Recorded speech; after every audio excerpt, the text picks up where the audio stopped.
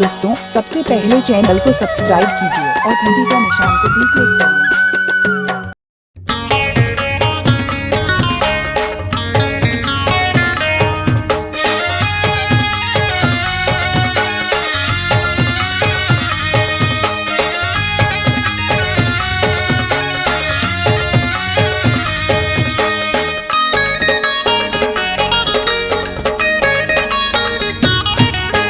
कुंवार महीना होवत मेला, कुंवार महीना होवत मेला, घूमेला जाबो। चलो चलो दीदी चलो चलो भैया, सुतिया पाट मेला जाबो। चलो चलो दीदी चलो चलो भैया, सुतिया पाट मेला जाबो। ये कुंवार महीना होवत मेला, कुंवार महीना होवत मेला, घूमेला जाबो। चलो चलो दीदी चलो चलो भैया, सुतिया पाट मेला जाबो। कैसे? चलो चलो दीदी चलो चलो भैया, सुतिया पाट मेला जाबो।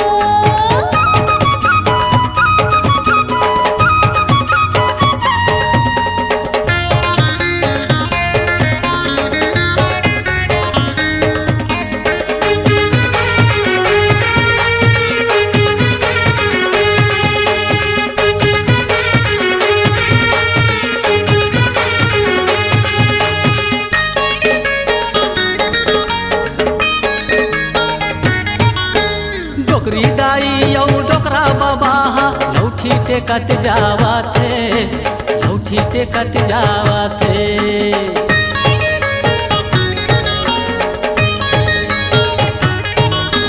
सरधाला धर के माता के ऊपर, मनमा मनौती मनावत है, मनमा मनौती मनावत है।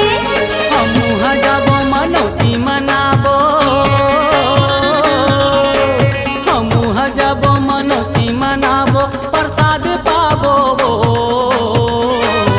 चलो चलो दीदी चलो चलो भैया, सुतिया पाट मेला जाबो।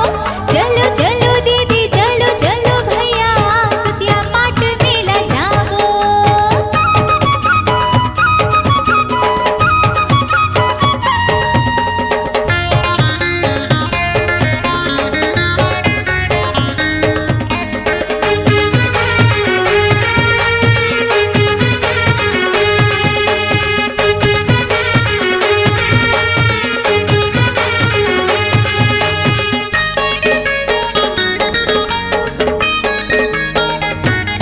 ये अर्जी बिनती ला करके हमन मानबो माता के कहना, मानबो माता के कहना।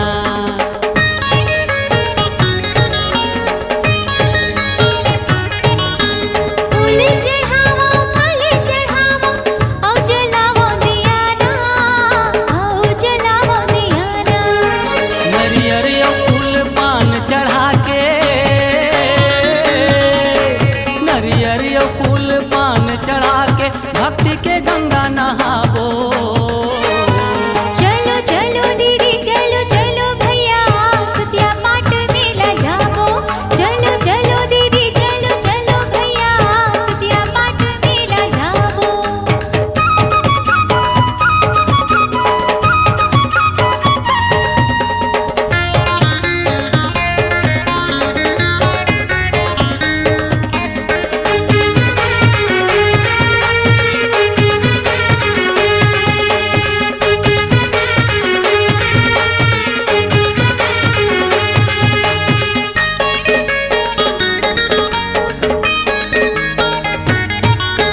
छोटे छोटे हम लइका वो दाई, आए हवन तोर शरण माँ, आए हवन तोर शरण माँ।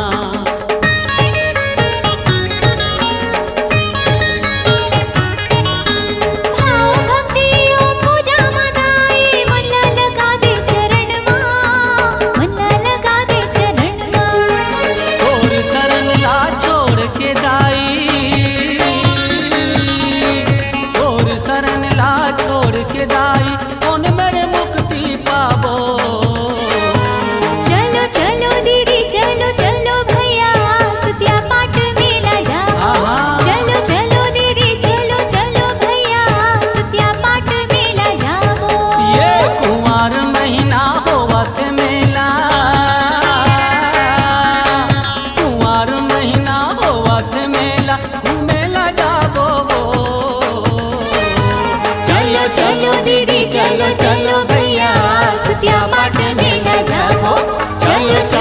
दीदी चलो चलो भैया